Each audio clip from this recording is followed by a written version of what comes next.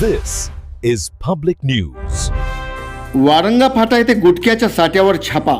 नांदेड विशेष पोलीस महानिरीक्षक यांच्या पथकाची मोठी कारवाई.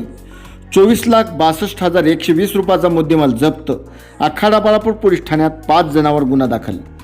कळमनुरी तालुक्यातील वारंगा फाटा परिसरात गुटख्याचा मोठा साठा असल्याची माहिती नांदेड परिक्षेत्राचे विशेष पोलीस महानिरीक्षक शहाजी उमाप यांच्या पथकाला मिळाली.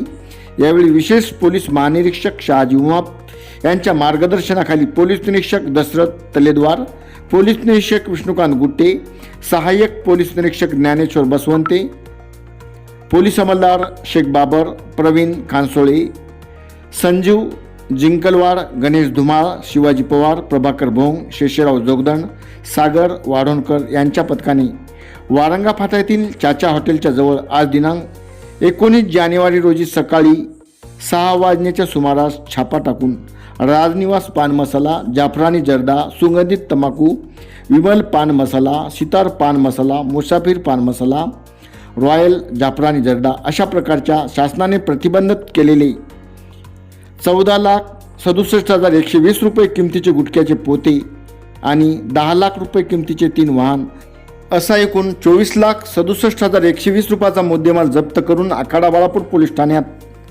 जमादार शेख बाबर यांनी दिलेल्या फिर्यादीवरून करण सदाशिव अवचार, प्रभाकर दिगांबर अवचार, सोनाजी दिगांबर अवचार, राहणार भोशी तालुका कळमनुरी आणि 2 वाहनाच्या चालकावर गुन्हा दाखल करण्यात आला आहे. या प्रकरणी पोलीस निरीक्षक विष्णुकांत गुट्टे हे अधिक तपास करीत आहेत.